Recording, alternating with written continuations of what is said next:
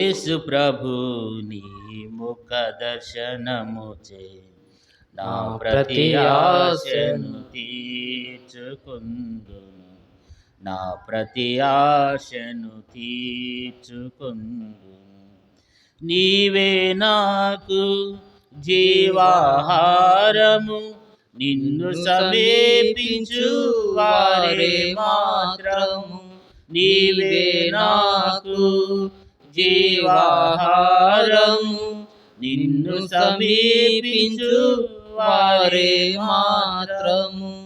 ఆకలి గొనరిలా ఆదర్శుడవు, ఆకలి గొనరిలా ఆదర్శుడవు. యేసు ప్రభు నీ ముఖ దర్శనముచే నా ప్రతి ఆశను తీర్చుకొందును, నా ప్రతి ఆశను తీర్చుకొందును. నీ మందిర సమృద్ధి వలన నా మదినేప్పుడు తృప్తి పొంది తిని. నీ మందిర సమృద్ధి వలన నా మదినేప్పుడు తృప్తి పొంది తిని. ఆనంద జలమును త్రాగించుచున్నావు, ఆనంద జలమును త్రాగించుచున్నావు. యేసు ప్రభు నీ ముఖ దర్శనముచే నా ప్రతి ఆశను తీర్చుకొందును, నా ప్రతి ఆశను తీర్చుకొందును. నీవే నాకు జీవపు మార్గము, నీ సన్నిధిని పూర్ణానందము. నీవే నాకు జీవపు మార్గము, నీ సన్నిధిని పూర్ణానందము. కలదని నిన్ను గణపరచెదను, కలదని నిన్ను గణపరచెదను. యేసు ప్రభు నీ ముఖ దర్శనముచే నా ప్రతి ఆశను తీర్చుకొందును, నా ప్రతి ఆశను తీర్చుకొందును. ఆశతో నిండిన నా ప్రాణమును ఆకలి కొనిన నాదు ఆత్మను. ఆశతో నిండిన నా ప్రాణమును ఆకలి కొనిన నాదు ఆత్మను. మేలుతో నీవు తృప్తి పరచితివి, మేలుతో నీవు తృప్తి పరచితివి. యేసు ప్రభు నీ ముఖ దర్శనముచే నా ప్రతి ఆశను తీర్చుకొందును, నా ప్రతి ఆశను తీర్చుకొందును. నీ సంతోషము నా కొసగితివి, నా సంతోషము పరిపూర్ణముగా. నీ సంతోషము నా కొసగితివి, నా సంతోషము పరిపూర్ణముగా. కావలయున కోరిన ప్రభువా, కావలయునని కోరిన ప్రభువా. యేసు ప్రభు నీ ముఖ దర్శనముచే నా ప్రతి ఆశను తీర్చుకొందును, నా ప్రతి ఆశను తీర్చుకొందును. నా జీవిత కాలమంతయును నీ ఆలయములో నివసించుచు, నా జీవిత కాలమంతయును నీ ఆలయములో నివసించుచు. హల్లెలూయా పాటను పాడెదా ప్రభువా, హల్లెలూయా పాటను పాడెదా ప్రభువా.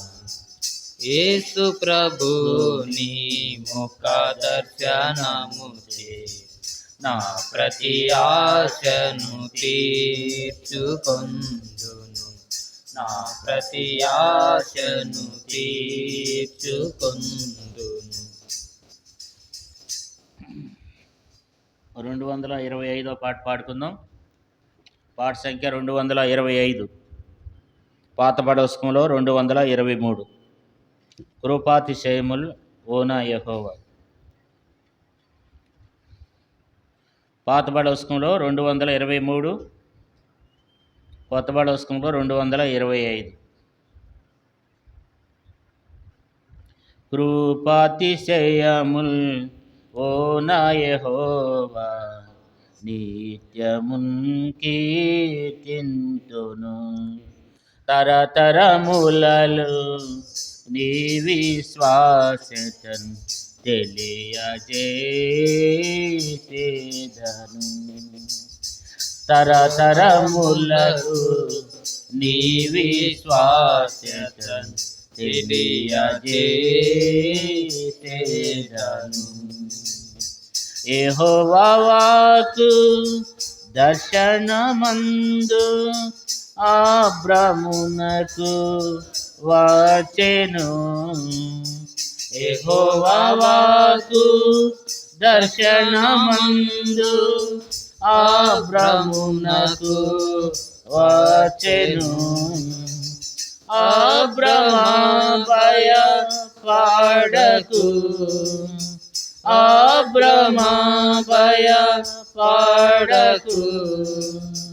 నీకేడెమును బహుమానమునే నయ్యున్నాన నేను. నీకేడెమును బహుమానమునే నయ్యున్నాన నేను. కృపాతిశయముల్ ఓ నా యెహోవా, నిత్యమున్ కీర్తింతును. తరతరములకు నీ విశ్వాస్యతను తెలియజేసేదను. తరతరములకు నీ విశ్వాస్యతను తెలియజేసేదను. నా నిబంధన ఏ నాటికిన్ రద్దు పరచానని పలికెన్. నా నిబంధన ఏ నాటికిన్ రద్దు పరచానని పలికెన్. మార్చవు నీ మాటను, మార్చవు నీ మాటను, నీ పెదవులతో పలికిన దానిని దృఢముగా చేతువు. నీ పెదవులతో పలికిన దానిని దృఢముగా చేతువు. కృపాతిశయము ఓ నా యెహోవా, నిత్యమున్ కీర్తింతును. తరతరములకు నీ విశ్వాస్యతను తెలియజేసేదను. తరతరములకు నీ విశ్వాస్యతను తెలియజేసేదను. శాశ్వతమైన ప్రభుత్వము తొలగిపోదే నాటికిన్. శాశ్వతమైన ప్రభుత్వము తొలగిపోదే నాటికిన్. లయము కాదు ఆరాజ్యం, లయము కాదు ఆరాధ్యం మహిమ ఘనత ఆధిపత్యమును నీవని నిత్యము మహిమ ఘనత ఆధిపత్యమును నీవయెన్ నిత్యము కృపాతిశయము ఓ నా యెహోవా నిత్యమున్ కీర్తింతును తరతరములకు నీ విశ్వాస్యతను తెలియజేసేదను తరతరములకు నీ విశ్వాస్యతను తెలియజేసేదను నీ నిబంధనం దావీదు తోడని లేవీయులతో చేసితివి నీ నిబంధనం దావీదు తోడని లేవీయులతో చేసితివి ఆకాశతారల వలెన్ ఆకాశతారల వలెన్ సముద్ర ఇసుక రేణువులంతగా చేసేదనంటివి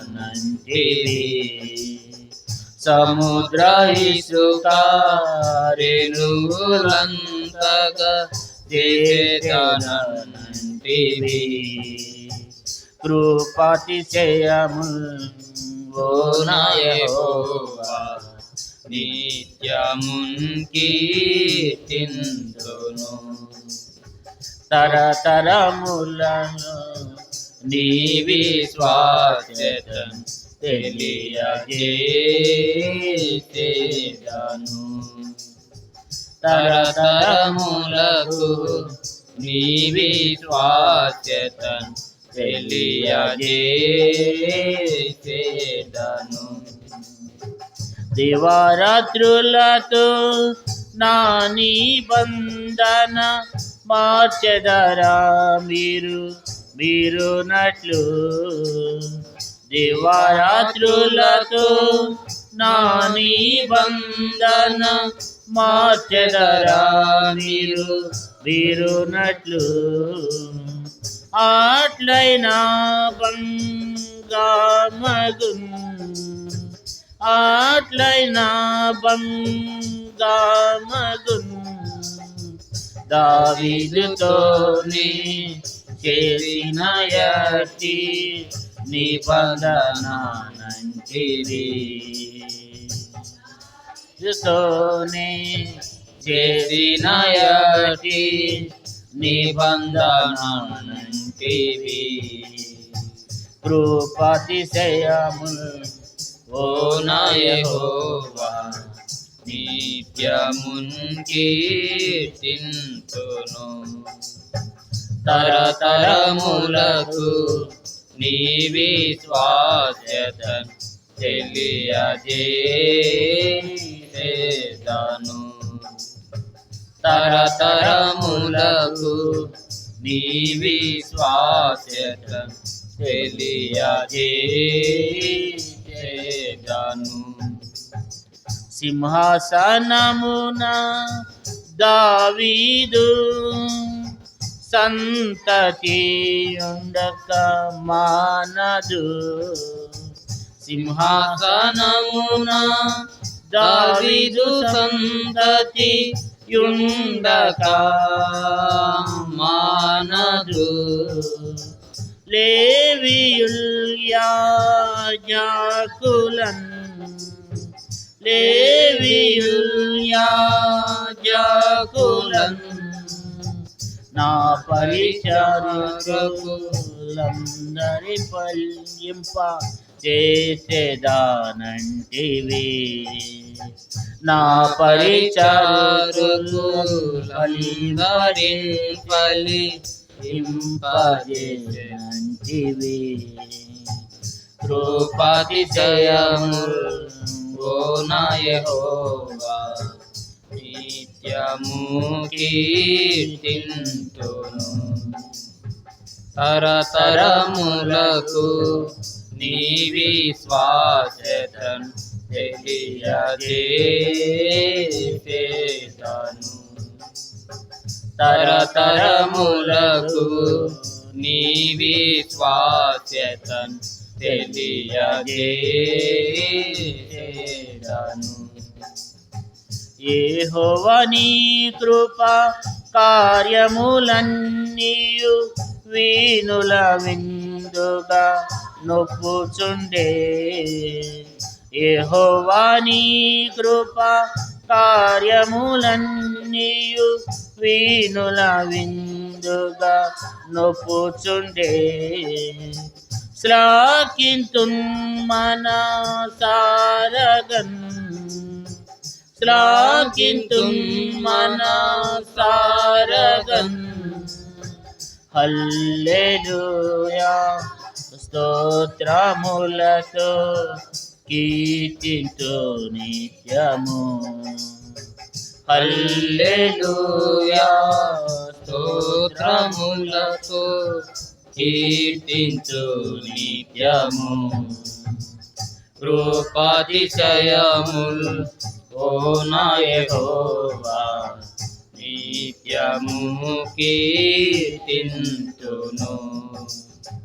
తరతరములకు నీ విశ్వాస్యతను తెలియజేసేదను.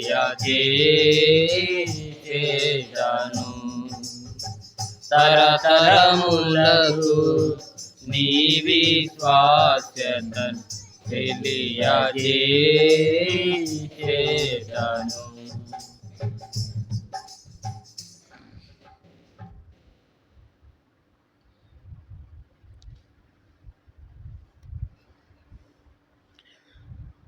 చివరిగా మరొక పాట పాడుకుందాం.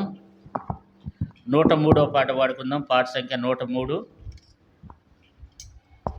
పాత పడవస్కంలో 101. హర్షింతును హర్షింతును నా రక్షణకర్త నా దేవుని యందు. 103వ పాట పాత పడవస్కంలో 101. హర్షింతును హర్షింతును నా రక్షణకర్త నా దేవుని యందు. హర్షింతును హర్షింతును నా రక్షణకర్త నా దేవుని యందు. అంజూరపు చెట్లు పూయకుండినాను, ద్రాక్ష చెట్లు ఫలింపకున్నాను.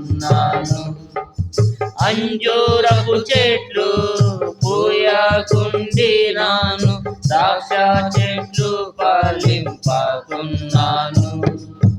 హర్షింతును హర్షింతును నా రక్షణకర్త నా దేవుని యందు. హర్షింతును హర్షింతును నా రక్షణకర్త నా దేవుని యందు. ఒలీవ చెట్లు కాపు లేకున్నాను, దేనిలోని పైరు పండకున్నాను. ఒలీవ చెట్లు కాపు లేకున్నాను, దేనిలోని పైరు పండకున్నాను. హర్షింతును హర్షింతును నా రక్షణకర్త నా దేవుని యందు. హర్షింతును హర్షింతును నా రక్షణకర్త నా దేవుని యందు. దొడ్డిలో గొర్రెలు లేకపోయినాను, కాలలలో పశువులు లేకపోయినాను. దొడ్డిలో గొర్రెలు లేకపోయినాను, కాలలలో పశువులు లేకపోయినాను. హర్షింతును హర్షింతును నా రక్షణకర్త నా దేవుని యందు. హర్షింతును హర్షింతును కర్త నా దేవుని యందు ఏడి కాళ్ళ వాలి నా కాళ్ళను చేసి ఉన్నత స్థలముల మీద నడుపు. ఏడి కాళ్ళ వాలి నా కాళ్ళను చేసి ఉన్నత స్థలముల మీద నడుపున్. హర్షింతును హర్షింతును నా రక్షణ కర్త నా దేవుని యందు హర్షింతును హర్షింతును నా రక్షణ కర్త నా దేవుని యందు. నా కోట నా బలము నా యెహోవా నీ యందు నిత్యం నే హర్షింతును. నా కోట నా బలము నా యెహోవా నీ యందు నిత్యం నే హర్షింతును. హర్షింతును హర్షింతును నా రక్షణ కర్త నా దేవుని యందు హర్షింతును హర్షింతును నా రక్షణ కర్త నా దేవుని యందు.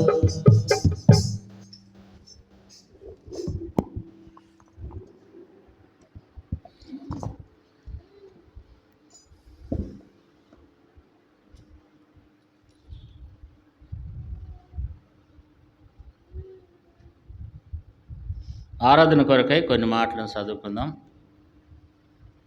విలాప వాక్యములు.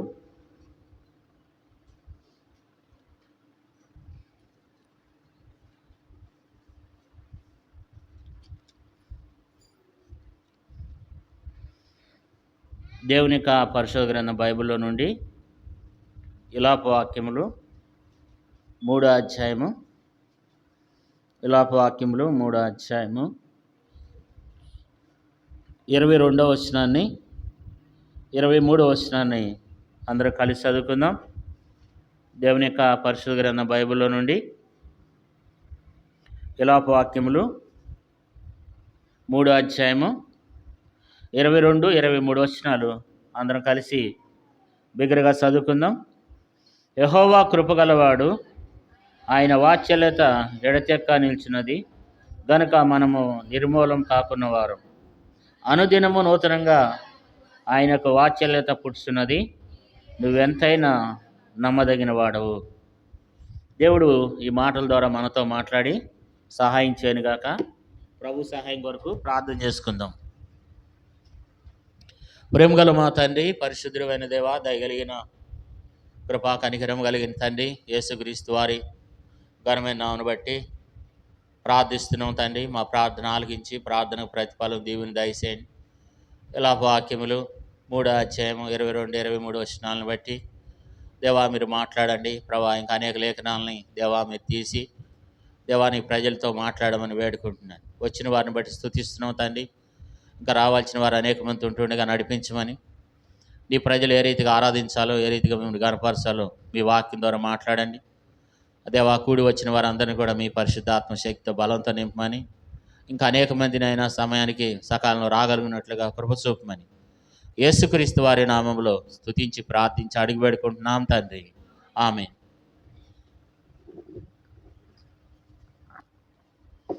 దేవుని యొక్క వాక్యములో విలాప వాక్యములు 3వ అధ్యాయము 22వ వచనాన్ని మనం చదువుకుందాం. విలాప వాక్యములు 3వ అధ్యాయము 22వ వచనం.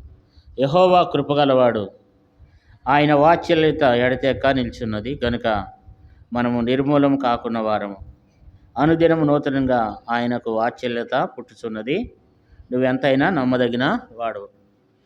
కాబట్టి ఇక్కడ మనం చూసినట్లయితే ఈ యొక్క విలాప వాక్యములు 3వ అధ్యాయం 22వ వచనంలో మనం చదువుకున్నట్లయితే యెహోవా కృపగలవాడు, ఆయన వాత్సల్యత ఎడతెక్క నిల్చున్నది గనుక మనము నిర్మూలము కాకున్నవారు. దేవుని యొక్క వాత్సల్యత. వాత్సల్యత అంటే మరి ప్రేమ. దేవుని ప్రేమ కంటే కూడా ఎక్కువైంది వాత్సల్యత. మరి ఇలాంటి గొప్ప వాత్సల్యతో దేవుడు మనల్ని ప్రేమిస్తున్నాడు అనమాట. దేవుడు తన యొక్క వాత్సల్యత మన ఎడల చూపుతూ ఉన్నాడు. రోజులు గడుస్తున్నాయి, సంవత్సరాలు గడుస్తూ ఉన్నాయి. దేవుడు ఈ దినాన్ని మనల్ని కాపాడుతున్నాడు అంటే కారణం ఏంటంటే దేవుని యొక్క వాత్సల్యత. మరొక సంవత్సరంలో, ఈ 2025 సంవత్సరంలో ఈ 2వ నెలలో ఈ 2వ తారీఖుకి దేవుడు మనల్ని తీసుకుని వచ్చినాడంటే అది దేవుని యొక్క కృప, దేవుని యొక్క వాత్సల్యత. మరి ఈ 2025 సంవత్సరంలో ఒక నెల అయిపోయింది. ఇది 2వ నెలలో ఇది మొదటి ఆదివారం. కాబట్టి ఈ సంవత్సరంలో దేవుడు ఇంతవరకు కూడా కాపాడినాడు. పోయిన సంవత్సరం అంతట్లో కాపాడి తన యొక్క వాత్సల్యతను దేవుడు మన ఎడల చూపుతూ ఉన్నాడు. అందుకని ఇక్కడ రాయబడింది ఏంటంటే 22వ వచనంలో, యెహోవా కృపగలవాడు. దేవుడు మన ఎడల తన యొక్క మెండైన కృపను చూపుతూ ఉన్నాడు. కాబట్టి ఆయన వాత్సల్యత ఎడతెక్క నిల్చున్నది కనుక మనము నిర్మూలం కాకున్న వారము. దేవుని యొక్క వాత్సల్యత ఎలాంటిదంటే ఎడతెగనిది. అందుకని కొన్నిసార్లు మనం చేసే పొరపాటులకు, మనం చేసే తప్పులకు, మనలో ఉన్నటువంటి అసూయ, మనలో ఉన్నటువంటి క్రోధం, మనలో ఉన్నటువంటి భక్తిహీనతను బట్టి దేవుడు మనల్ని ఏం చేయాలంటే నిర్మూలం చేయాలి. ఎందుకంటే మన యొక్క హృదయం మంచిది కాదు, మన జీవిత విధానం మంచిది కాదు, మనం నడవడిక మంచిది కాదు.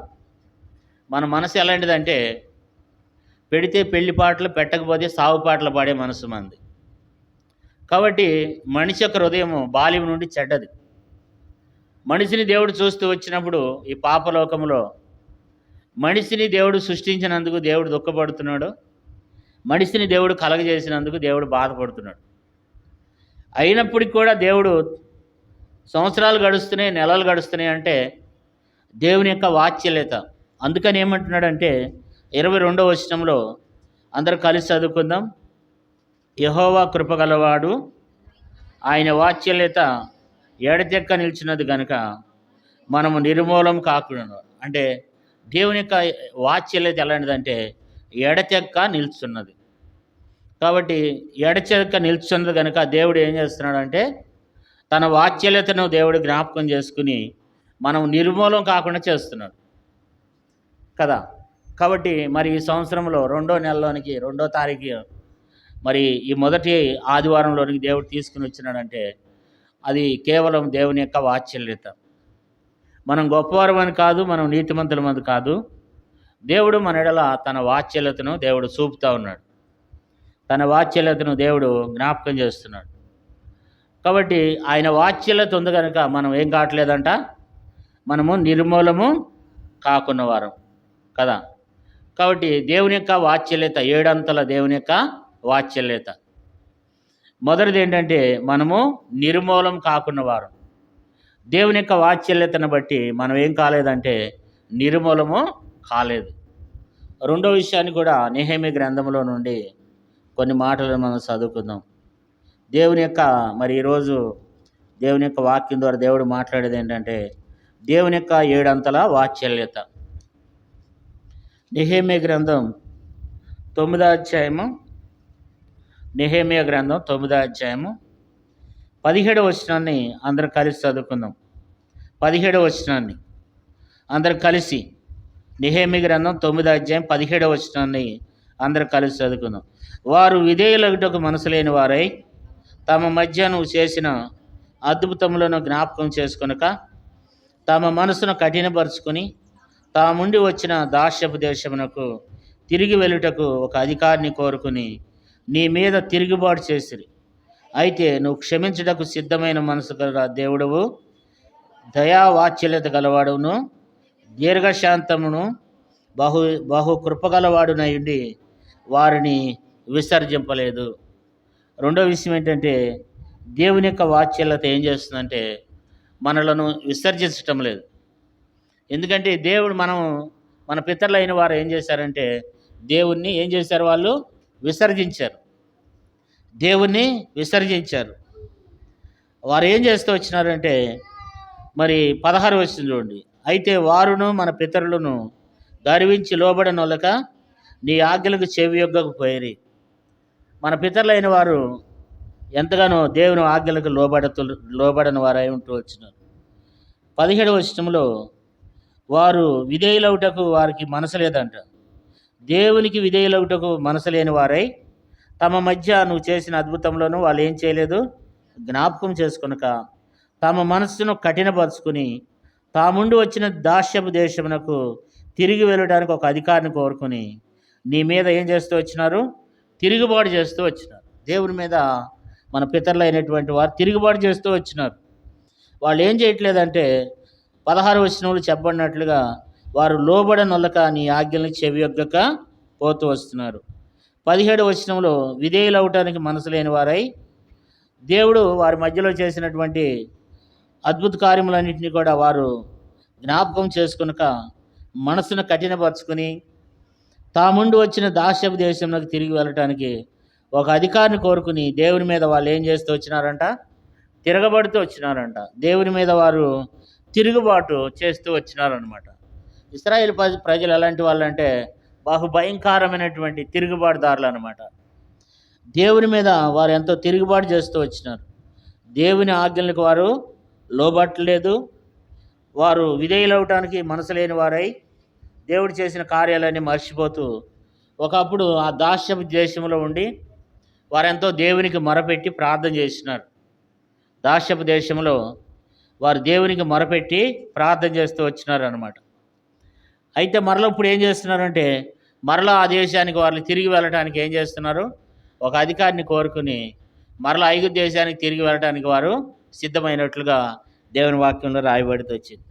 మరి ఇలాంటి పరిస్థితుల్లో ఉన్నటువంటి వారిని ఏం చేయాలి, దేవుడు వారిని ఏం చేయాలి, విసర్జించాలి.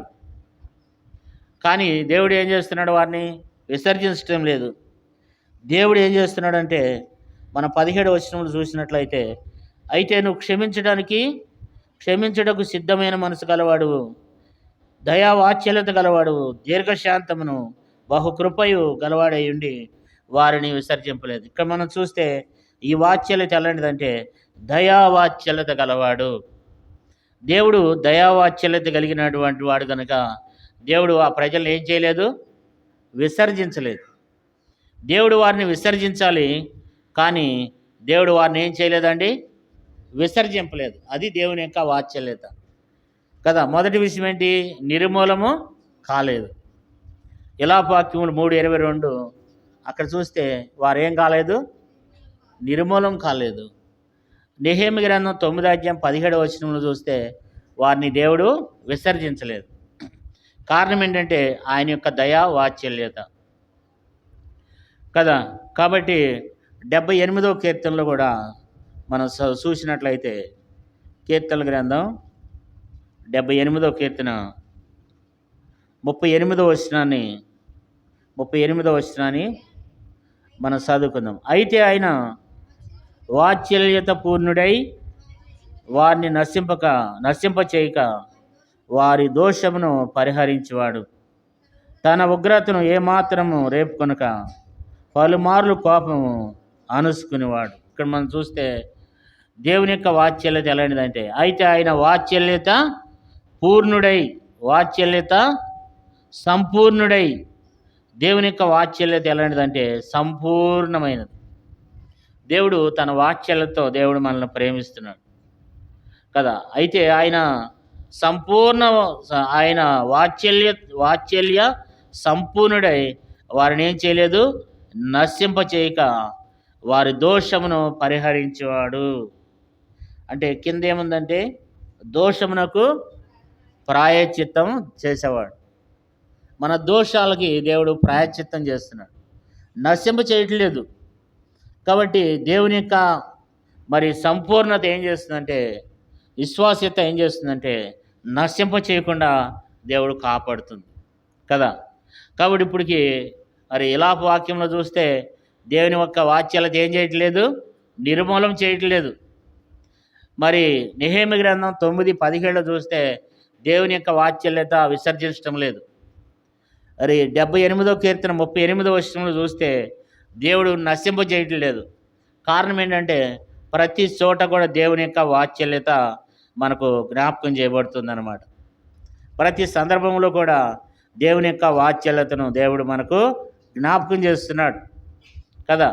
కాబట్టి దేవుడు తన యొక్క వాత్సల్యతను దేవుడు మన ఎడల చూపిస్తూ ఉన్నాడు. తన యొక్క కృపను దేవుడు మన ఎడల వెల్లడి చేస్తున్నాడు. తన యొక్క వాత్సల్యతతో దేవుడు మనల్ని జ్ఞాపకం చేసుకుంటున్నాడు. దేవుడు మనల్ని కాపాడుతున్నాడు. దేవుడు మనల్ని నిర్మూలం చేయట్లేదు, విసర్జించట్లేదు, దేవుడు నశింప చేయట్లేదు. కానీ దేవుడు కనికరిస్తున్నాడు. తన వాత్సల్యతను దేవుడు మన ఎడల చూపుతూ ఉన్నాడు అన్నమాట. తన వాత్సల్యతను దేవుడు మన ఎడల చూపిస్తూ ఉన్నాడు. అంతేకాదు, మనం చూసినట్లయితే 4వ విషయాన్ని కూడా చదువుకుందాం. యెషయా గ్రంథం 54వ అధ్యాయము 8వ వచనాన్ని చదువుకుందాం. యెషయా గ్రంథం 54 అధ్యాయం 7వ వచనం చూడండి. 7వ వచనం, నిమిషం మాత్రం నేను నిన్ను విసర్జించి తిని గొప్ప వాత్సల్యంతో నిన్ను సమకూర్చెదను. మహోద్రేకం కలిగి నిమిషం మాత్రం నీకు ఇంకుడినైతిని కానీ నిత్యమైన కృపతో నీకు వాత్సల్యతను చూపుదును అని నీ విమోచకుడగు యెహోవా సెలవిస్తున్నాడు. దేవుని యొక్క వాత్సల్యత చూడండి. ఇది ఎలాంటిదంటే, దేవుడు తన యొక్క మహోగ్రత, అంటే దేవుని యొక్క మహోద్రేకము, కోపము కంటే ఎక్కువైంది దేవుని యొక్క ఉగ్రత. అయితే దేవుడంట, నిమిషం మాత్రం నేను నీకేమై ఉన్నానంటే విముఖుడినైతిని, అయితే నిత్యమైన కృపతో నీకు వాత్సల్యతను చూపుతున్నాను అని చెప్పి దేవుడు తెలియజేస్తున్నాడు. దేవుడు ఎలాంటి వాత్సల్యతతో దేవుడు మనల్ని జ్ఞాపకం చేస్తున్నాడంటే, నిత్యమైన వాత్సల్యత, నిత్యమైన కృపతో నీకేం చేస్తున్నాడంటే వాత్సల్యతను దేవుడు చూపుతూ ఉన్నాడు. ఈ వాత్సల్యతను బట్టి దేవుడు మనకి ఏం కలగజేస్తున్నాడంటే ఇమోషన్ దేవుడు కలగజేస్తున్నాడు. దేవుని యొక్క ఉగ్రత రాకుండా దేవుడు ఏం చేస్తున్నాడు, మనలను తప్పించి దేవుడు కాపాడుతూ ఉన్నాడు అన్నమాట కదా. కాబట్టి ఈ వాత్సల్యత ఏం చేస్తుందంటే మనలను సమకూరుస్తుంది. 7వ వచనంలో చూడండి, 7వ వచనం, నిమిషం మాత్రం నేను నిన్ను విసర్జించితిని కానీ గొప్ప వాత్సల్యతతో నిన్ను సమకూర్చేదను. దేవుని యొక్క వాత్సల్యత ఏం చేస్తుందంటే మనలను సమకూర్చేదిగా ఉందన్నమాట. అంటే దేవుని యొక్క వాత్సల్యత మనల్ని నిర్మూలం చేయట్లేదు, దేవుని వాత్సల్యత మనల్ని నశింప చేయట్లేదు, దేవుని వాత్సల్యత మనల్ని విసర్జించట్లేదు. కానీ దేవుని యొక్క వాత్సల్యత ఏం చేస్తుందంటే మనలను సమకూరుస్తుంది. దేవుడు మరలా తీసుకొచ్చి తన ప్రజలైనటువంటి వారిని ఏం చేస్తున్నాడంటే సమకూరుస్తూ దేవుడు కాపాడుతూ ఉన్నాడు అన్నమాట. దేవుడు తన ప్రజలైనటువంటి వారిని ఈ 4 విషయం మనం చూసినట్లయితే దేవుడు సమకూరుస్తున్నాడు. మరలా దేవుడు ఏం చేస్తూ ఉన్నాడంటే సమకూరుస్తూ ఉన్నాడు. బైబిల్లో రాయబడింది, ఆ యొక్క ఇరిమి గ్రంథంలో 18వ అధ్యాయంలో అది ఇరిమియాతో దేవుడు అంటాడు, నువ్వు కుమ్మరవారి ఇంటికి వెళ్ళు, అక్కడ కుమ్మరవాడు తన సారి మీద పని చేస్తూ ఉంటాడని చెప్పినప్పుడు తన చేతులు ఉన్నటువంటి మట్టి ఏం చేస్తుందంటే మరలా ఇడిపోతుంటే మరలా తీసుకుని ఏం చేస్తున్నాడంటే దాన్ని మరలా మెత్తగా పిసికి దాన్ని మరలకు పాత్రగా చేయడానికి ప్రయత్నం చేస్తున్నాడు. అంటే దేవుడు అనేక సార్లు మనం దేవుని నుంచి విడిపోవాలని, అనేక సార్లు దేవునికి దూరం అయిపోతూ సాతానికి ఎంతో దగ్గర అయిపోయినప్పటికీ దేవుడు ఏం చేస్తున్నాడంటే తన వాత్సల్యతతో దేవుడు మనల్ని సమకూరుస్తూ ఉన్నాడు. 4వ విషయం ఏంటంటే దేవుని యొక్క వాత్సల్యత ఏం చేస్తుందంటే మనల్ని సమకూరుస్తుంది. ఈ దినాన మనం దేవుని మందిరంలో ఉన్నామంటే, దేవుని సన్నిధిలో కూర్చున్నామంటే ఆయన యొక్క వాత్సల్యతను బట్టి ఆయన మనల్ని ఎంతో సమకూరుస్తూ ఉన్నాడు. దినదినము దేవుడు తన వాత్సల్యతతో మనల్ని ఎంతగానో దేవుడు సమకూర్చేటువంటి దేవుడుగా ఉంటూ ఉన్నాడు. కాబట్టి నిన్ను నన్ను మనలందరినీ కూడా ఆ కృప కలిగినటువంటి దేవుడు ఏం చేస్తూ ఉన్నాడంటే మనలను సమకూర్చి మనలను ఒక్కటిగా చేయాలని, దేవుడు మనలను బలపరచాలని దేవుడు మనల్ని ఎంతగానో సమకూరుస్తూ ఉన్నాడు అనమాట. కాబట్టి మరి ఈ విషయాలు మనం జ్ఞాపకం పెట్టుకుని మనం దేవుణ్ణి ఆరాధించే వారమై ఉండాలి.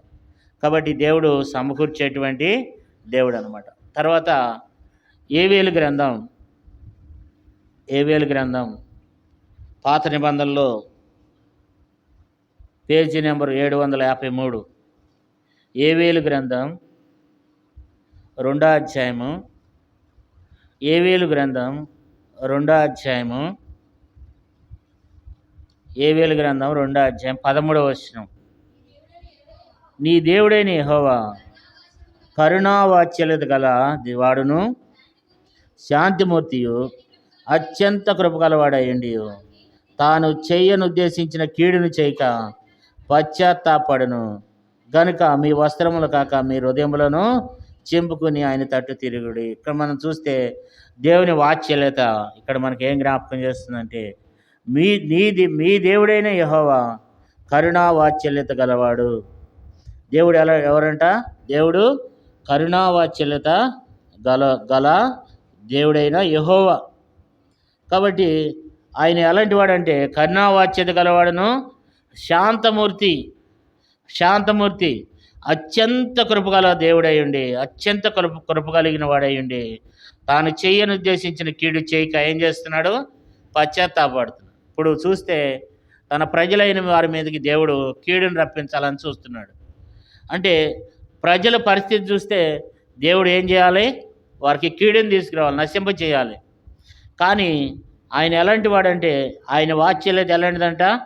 13వ వచనం, మీ దేవుడైన యెహోవా కరుణా వాత్సల్యములు గల వాడు. కాబట్టి ఆయన కరుణా వాత్సల్యత మరి అత్యంత కృప కలిగిన దేవుడు కనుక తాను చెయ్యను ఉద్దేశించిన కీడుని చేయకుండా ఏం చేస్తున్నాడంటే మానుకుంటున్నాడు అన్నమాట.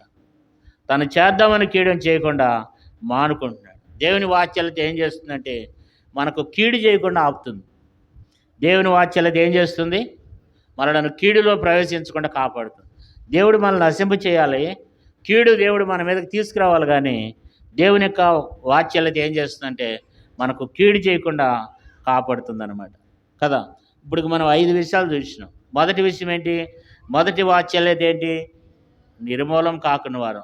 రెండవ వాత్సల్యత విసర్జించలేదు. మూడవ వాత్సల్యత నశింప చేయలేదు. నాలుగవ వాత్సల్యత సమకూర్చినటువంటి వాత్సల్యత. ఐదవ వాత్సల్యత యోవేలు గ్రంథం 2:13లో కీడు చేయనటువంటి వాత్సల్యత. దేవుని యొక్క వాత్సల్యత ఏం చేస్తుందంటే కీడు చేయకుండా మనలను కాపాడుతుందన్నమాట కదా. కాబట్టి కీడు చేయకుండా దేవుడు కాపాడేటువంటి వాత్సల్యత కలిగినటువంటి దేవుడుగా చూస్తూ ఉన్నాం కదా. 78వ కీర్తన 6వ విషయాన్ని కూడా చదువుకుందాం. 78వ కీర్తనలో మరి అక్కడ దేవుని వాక్యంలో చూసినట్లయితే 78వ కీర్తన 38వ వచనాన్ని మరొకసారి అయితే ఆయన వాత్సల్యత సంపూర్ణుడై వారి నశింప చేయక వారి దోషమును పరిహరించువాడు, తన ఉగ్రతను ఏమాత్రము రేపు కొనక పలుమార్లు అనుసుకునేవాడు. ఇక్కడ మనం చూస్తే మరి ఈ వాత్సల్యత ఎలాంటిదంటే ఆరోదిగా దోషమును పరిహరించేటువంటి వాత్సల్యత. రాసుకునండి, ప్రతి ఒక్కరికి పెన్ను పేపర్ ఉండాలి. ఎందుకంటే దేవుని వాత్సల్యత ఎలాంటిది అనేది మనం గుర్తుపెట్టుకోవాలి. తర్వాత దాన్ని మనం ఏం చేయాలి? రాసుకోవాలన్నమాట. ఎందుకంటే దేవుని వాక్యము మనం ఎప్పుడు కూడా మైండ్లో పెట్టుకోవాలి. దేవుని వాత్సల్యత ఎలాంటిది చెప్పండి? దేవుని వాత్సల్యత దోషమును ఏం చేస్తుంది? పరిహరిస్తుంది అన్నమాట. మన దోషాన్ని, మన పాపాన్ని దేవుని యొక్క వాత్సల్యత పరిహరిస్తుంది అన్నమాట కదా. కాబట్టి 6వ విషయం ఏమంటున్నాడంటే మరి 78వ కీర్తన 38వ వచనం చూస్తే దోషాన్ని దేవుడు ఏం చేస్తున్నాడు? పరిహరిస్తున్నాడు. ఎంత కృప కలిగిన దేవుడో చూడండి. దినదినం మనం చేసే దోషాలను, మనం చేసే పాపాలన్నిటిని కూడా ఏం చేస్తున్నాడు? దేవుడు పరిహరిస్తూ ఉన్నాడు అన్నమాట. కరీంనగర్లో గొప్ప సేవకుడు, గొప్ప దైవజనుడు ఏమన్నాడంటే మనం చేసే పాపాలు విస్తారమైనటువంటి అంటే మనిషి ఎన్ని సంవత్సరాలు జీవిస్తే అన్ని ఎక్కువ పాపాలు చేస్తామంట. ముందు చనిపోయిన వారమే తక్కువ పాపాలు చేస్తామంట. రోజులు గడిచిన కొద్దీ కరీంనగర్లో దైవ సేవకుడు అన్నాడు అనమాట, మరి రోజులు గడిచిన కొలది ఏం చేస్తాడంట? పాపాలు ఎక్కువ చేస్తామంట. అందుకని తొందరగా చచ్చిపోయిన వాళ్ళే ధన్యులు అని చెప్పేవాడు. అంటే ఎంత తొందరగా చనిపోతే అన్ని తక్కువ పాపాలు చేస్తామంట. అంటే మన దోషాలు ఏంటంటే మాటలు, తలంపుల్లో, ఆలోచనలు. అనేక సార్లు దేవుని వాక్యాన్ని చదవం, అనేక సార్లు ప్రార్థన చేయము, అనేక సార్లు బైబిల్ చదవము, అనేక సార్లు దేవుని మందిరానికి రాము, అనేక సార్లు గృక్కుడికి సంఘ ప్రార్థనలకు రాము, దేవుని కార్యములో రాము, అనేక సార్లు చల్లారినటువంటి స్థితిలో ఉంటూ ఉంటాం, అనేక సార్లు దేవుని ఆజ్ఞలు మనం గైకొనం అనమాట. అయినా సరే దేవుడు దోషాన్ని ఏం చేస్తున్నాడండి? పరిహరిస్తున్నాడు కదా. కాబట్టి ఇప్పుడు 6వ విషయం ఏంటంటే దోషమును ఏం చేస్తుంది? వాత్సల్యత దోషమును పరిహరిస్తుంది అనమాట. చివరిగా చూస్తే విలాపవాక్యములు 2:23 విలాపవాక్యములు 2:23 విలాపవాక్యములు 2:23 అనుదినము నూతనముగా ఆయనకు వాత్సల్యత పుట్టుచున్నది, నువ్వెంతైనా నమ్మదగిన వాడవు. దేవుని యొక్క వాక్యం అనుదినము నూతనముగా దేవునికి వాత్సల్యత పుడుతుందంట. అనుదినము నూతనంగా, నిన్నటి కంటే ఈ రోజు ఇంకా, అంటే దేవుడు మనల్ని ఎంతో ప్రేమిస్తున్నాడు. నూతనంగా దేవుడు మనల్ని ప్రేమిస్తున్నాడు అనమాట. 7వ విషయం ఏంటంటే దేవుడు నూతనముగా దేవుడు మనల్ని ప్రేమిస్తున్నాడు. ఈరోజు ఇంకా కొత్తగా దేవుడు మనల్ని ప్రేమిస్తున్నాడు. ఈరోజు ఇంకా నూతనంగా తన వాత్సల్యతను దేవుడు మనకేం చేస్తున్నాడు? నూతనంగా తన వాత్సల్యత తనలో నుంచి పుడుతుందన్నమాట. ఆ ప్రేమ దేవుళ్ళ నుంచి పుడుతుంది మన ఎడల. ఇప్పుడు ఒక చంటి పిల్లలు తల్లిదండ్రుల మాట వినకపోయినప్పుడు తల్లిదండ్రులు గద్దిస్తూ ఉంటారు. మరలా వారిలో ఏం పుడుతుంది? ఆ కుమారుడి మీద, ఆ కుమార్తె మీద మరలా మనకు నూతన వాత్సల్యత పుడుతుంది. వీడు తప్పు చేస్తున్నాడులే, వీడు మాట వినటం లేదు అనుకుంటాం, కానీ వాడిని గద్దిస్తూ ఉంటాం. కానీ మరలా నూతనమైనటువంటి ఆ విధానంలో మన పిల్లలను చూసినప్పుడు మనకు ఒక నూతనమైన విధానంలో మనం ఏం చేస్తాం? మన పిల్లలను ఆశీర్వదించాలని, మన పిల్లలు దీవించబడాలని, మన పిల్లలు వర్ధిల్లాలని, మన పిల్లలు అందరి పిల్లల కంటే బాగుండాలని మనం ఆశపడుతూ ఉంటాం. కారణం ఏంటంటే దినదినం నూతనంగా వారి మీద మనకి ఏం పుడుతుంది? వాత్సల్యత పుడుతుంది అనమాట కదా. ఎప్పుడైనా మన పిల్లల్ని విసర్జిస్తామా? విసర్జించం. వారి మీద మనకి ఏం కలుగుతుంది? నూతనంగా వాత్సల్యత పుడుతుంది. అదే ఇంకొకరి పిల్లల మీద అనుకోండి, మనకేం చేస్తాం చెప్పండి? వాళ్ళ మీద మనకు వాత్సల్యత పుట్టదు. దేవుని ప్రేమ ఎలాంటిదంటే తండ్రి ప్రేమ. అలాంటి గొప్ప వాత్సల్యతతో దేవుడు ఏం చేస్తాడు? మన ఎడల చూపుతూ ఉన్నాడు. దినదినం ఏం చేస్తుందంట? అనుదినము నూతనంగా ఆయనకు వాత్సల్యత పుట్టుచున్నది. మన ఎడల మనం చేసే పాపాలకు, మనం చేసే తప్పులకు, మనం దేవుని మాట వినని దాన్ని బట్టి దేవుడు కోరిన, ఎందుకంటే నేను ఈ మాట ఎందుకు అంటున్నానంటే, మనం చేసే పాపాలు, మనం చేసే దోషాలంటే నేను ఈ మాట ఎందుకు అంటున్నానంటే ఆజ్ఞ అతిక్రమమే పాపం. ఎందుకంటే ఈ మాట ఎందుకు అనాల్సి వస్తుందంటే దేవుడు కోరిన స్థాయిలో మనం లేము. దేవుడు ఏ రీతిగా మనం ఉండాలని దేవుడు ఆశిస్తున్నాడో ఆ రీతిగా మనం ఉండటం లేదు. కనుకనే దేవుడు మరి అయినప్పుడు కూడా దేవుడు తన వాత్సల్యతను మనకేం చెప్తున్నాడు? చూపుతున్నాడు అన్నమాట. ఒక పిల్లల ఎడల దేవుడు తన వాత్సల్యతను దేవుడు చూపుతున్నట్లుగా మన పిల్లల ఎడల మనం ఏం చేస్తూ ఉంటాం? మన పిల్లలంటే మనకు చాలా ముద్దుగా ఉంటుంది, చాలా సంతోషంగా ఉంటుంది. అట్లాగే దేవుడు కూడా మన ఎడల తన వాత్సల్యతను దినదినము దేవుడు జ్ఞాపకం చేసుకుంటున్నాడు. అనుదినము తనకు దేవుడు నూతనంగా వాత్సల్యత పుడుతుందన్నమాట. మరి ఈరోజు కూడా మనం దేవుని ఆరాధన చేద్దాం. దేవా, నా ఎడల నీకేం పుడుతుంది? అనుదినము నూతన వాత్సల్యత పుడుతుంది. దినదినము కూడా దేవుడు మన ఎడల తన నూతన వాత్సల్యత దేవుడు మన ఎడల దయచేస్తున్నాడు. నూతనంగా మన ఎడల దేవునికి వాత్సల్యత పుడుతుందన్నమాట. నూతనంగా దినదినం కొత్తగా దేవుని యొక్క వాత్సల్యత మనకు దేవుడు జ్ఞాపకం చేస్తున్నాడు. మరి మనం కూడా దేవుని ఎంతో ఆరాధించాలి, దేవుని మనం స్తుతించాలి. మన ఎడల దేవుడు నూతనంగా ఈరోజు కూడా దేవుడు ఇన్ని రోజుల నుంచి మనం చేసినన్ని దేవుడు మర్చిపోతున్నాడు. ఇన్ని రోజుల నుంచి మనం దేవుని బాధ పెట్టినన్ని దేవుడు మర్చిపోతున్నాడు. మరలా ఈరోజు కూడా దేవుడు ఏం చేస్తున్నాడంటే 23వ వచనం, అనుదినము నూతనముగా ఆయనకు వాత్సల్యత పుట్టుతున్నది. ఈరోజు కూడా నూతనంగా మన ఎడల దేవుడు తన వాత్సల్యతను దేవుడు చూపుతూ ఉన్నాడు. కాబట్టి ఇప్పుడు మనం మరి 7 విషయాలు చదువుకున్నాం. అందుకనే మరి నేను చెప్తూ వచ్చినాను, మరి దేవుని 7 అంతల వాత్సల్యత. ఈరోజు మనం దేవుని ఆరాధన చేద్దాం. దేవా, 7 అంతల వాత్సల్యత నా ఎడలు చూపినావు దేవా, అందరి బట్టి స్తుతిస్తున్నానని దేవుని మనం గనపడదాం. దేవుని యొక్క వాత్సల్యతను బట్టి మనం నిర్మూలము కావట్లేదంట. దేవుని యొక్క వాత్సల్యతను బట్టి మనం విసర్జించబట్టలేదు. దేవుని యొక్క వాత్సల్యతను బట్టి మనం నశింప చేయట్లేదు. దేవుని వాత్సల్యతను బట్టి దేవుడు మనల్ని సమకూరుస్తున్నాడు. దేవుని వాత్సల్యత దేవుడు కీడు చేయకుండా ఆపుతూ ఉందన్నమాట. దేవుని యొక్క వాత్సల్యత మన దోషమును, పాపమును పరిహరించేదిగా ఉంది. దేవుని వాత్సల్యత నూతనంగా మన ఎడల దేవుడు తన వాత్సల్యతను దేవుడు ఏం చేస్తున్నాడు? నూతనంగా అనుదినము నూతనంగా ఆయనకు వాత్సల్యత పుట్టుతున్నది. నూతనంగా దేవుడు ఈరోజు కూడా దేవుడు నూతనంగా తన వాత్సల్యతను దేవుడు మనకు జ్ఞాపకం చేస్తున్నాడు. దేవుడు ఈ కొద్ది మాటలను దీవించి ఆశీర్వదించును గాక. మనం లేచి నిలబడి ఒక పాట పాడుకుందాం. ఆ పాట పాడుతుండగా సండే స్కూల్ పిల్లలు సండే స్కూల్కి వెళ్తారు. సహోదరులు మరి రండి. తమ్ముడు సక్కబాలు, సన్ని, ప్రవీణు వచ్చినట్లయితే మీరు కొంచెం గమనించాలి. కొంచెం పాటలకు ముందే రావాలి.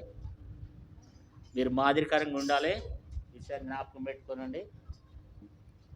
ఎందుకంటే మన సంఘంలో మరి టైం తప్పించి వస్తే పాటలు పాడినవారు. కాబట్టి నేను ఇస్తున్నాను మీకు తరుణం, దాన్ని ఉపయోగించుకోవాలి.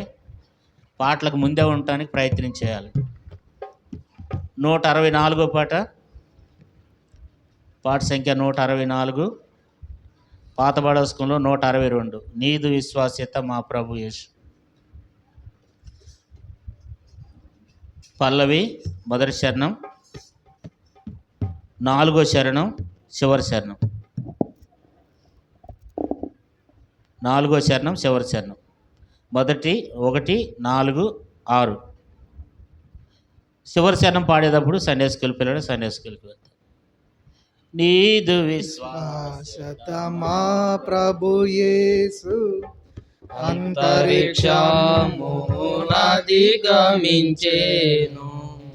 నీదు విశ్వాసత మా ప్రభు యేసు అంతరిక్షమునధిగమించెను. నిన్ను ప్రేమించి నీ ఆజ్ఞలను అనుసారించు మనుజావళికి. నిన్ను ప్రేమించి నీ ఆజ్ఞలను అనుసారించు మనుజావళికి. నిబంధనను స్థిరముగా చేసి నిబంధనను స్థిరముగా చేసి నిరతము నలరారెడు మా ప్రభువా. నిరతము నలరారెడు మా ప్రభువా. నీదు విశ్వాస్యత మా ప్రభు యేసు అంతరిక్షమునధిగమించెను. నీదు విశ్వాస్యత మా ప్రభు యేసు అంతరిక్షమునధిగమించెను. ఎంతైనాను నమ్మదగిన వింతైనా నీ విశ్వాస్యత. ఎంతైనాను నమ్మదగిన వింతైనా నీ విశ్వాస్యత. వాత్సల్యత వెలసెను మాపై. వాత్సల్యత వెలసెను మాపై. క్రొత్తగా ప్రతిదినము యేసు ప్రభు. క్రొత్తగా ప్రతిదినము యేసు ప్రభు. నీదు విశ్వాస్యత మా ప్రభు యేసు అంతరిక్షమునధిగమించెను. నీదు విశ్వాస్యత మా ప్రభు యేసు అంతరిక్షమునధిగమించెను.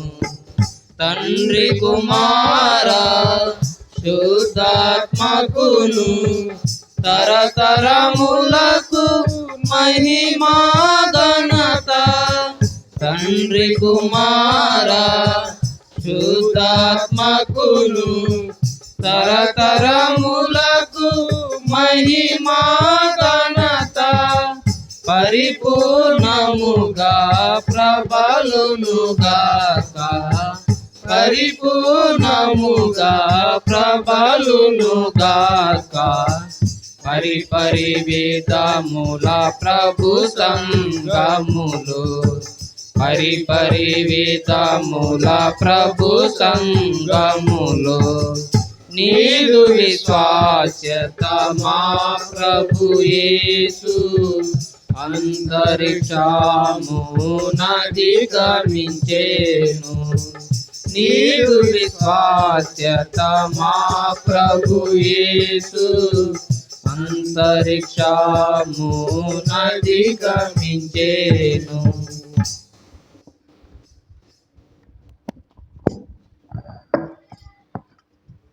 ఈ సమయంలో మొట్టమొదట సండే స్కూల్కి వెళ్ళే సహోదరు ఆరాధించి వెళ్తారు. ఒక సహోదరుడు సహోదరి మార్చి